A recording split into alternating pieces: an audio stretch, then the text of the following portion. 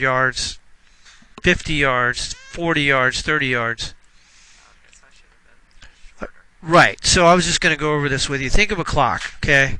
So we got the clock here. For 20 yards, that's it. Notice how your elbow's getting out there. That's what I was telling you. I want to feel like the upper arms are staying.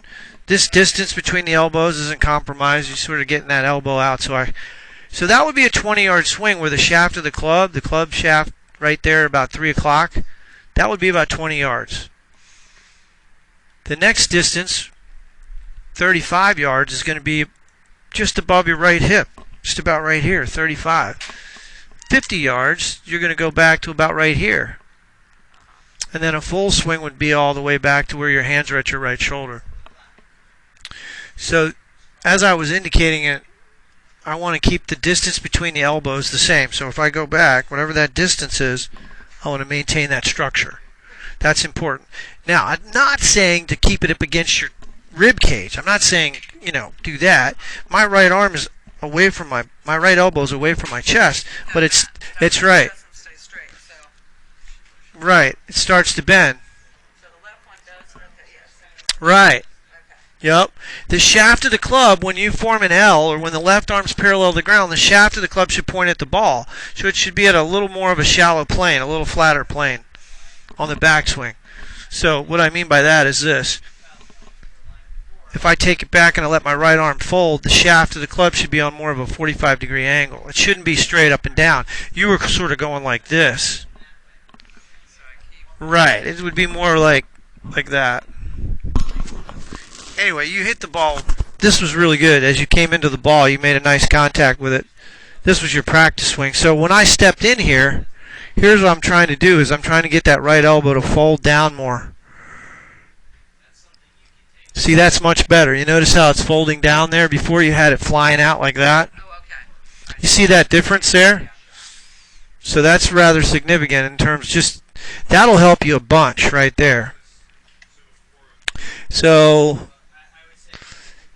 that's something you can practice. You don't even need to go to the range. You don't need to do anything. Now, chipping. Notice how his feet are very close. Chipping is just a 5 to 10 yard stroke, no wrists. You're just hitting it like a putt.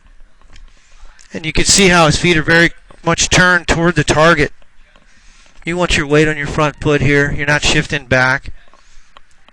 All right. As you hit this ball,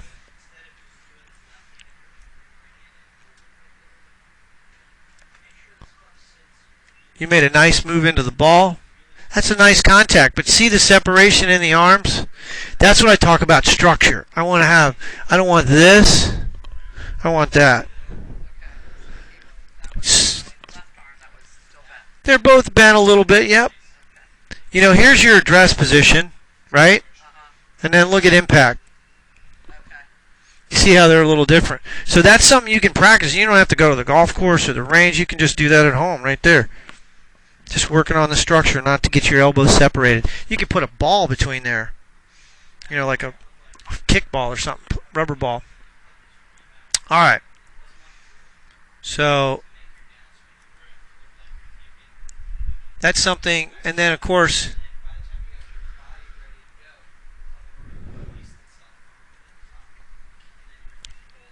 bunker shots. We'll get into these. You want to get a wide base.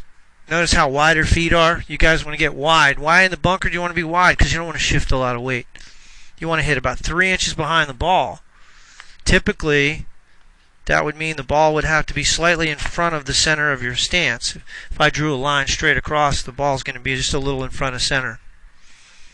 And then you want to hit this bunker shot with a wide base and a lot of knee flex so you're not shifting side to side. You're going to use the bottom of the club to slide through the sand. You never want to close the face. So when you come in, the bottom of the club just sort of skims the sand. You know that, Kevin, right? Trisha, you know that too.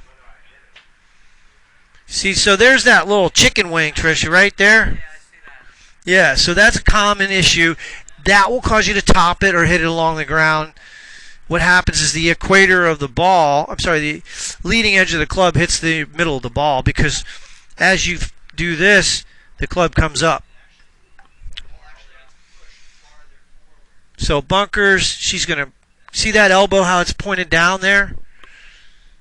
And when she comes through, she hits the sand, club head passes. Notice how the club head doesn't close. See how the face of the club right there is still pointed up at the sky?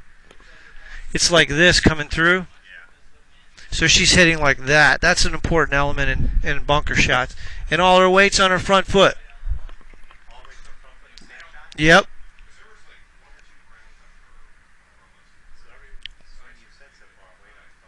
Yep, for the short shots, yeah. Now, if you're hitting behind the ball, let's say you're hitting the ground first, there's two reasons for it. You either lean back, tilting the upper body back, trying to lift it in the air, or you swing too far to the inside. We call that inside. When the club head gets behind the hands, that's inside. You rather keep the club head to the outside of the hands. So when you get in here, the club starts to shallow out too early and you hit behind it. So that's a problem.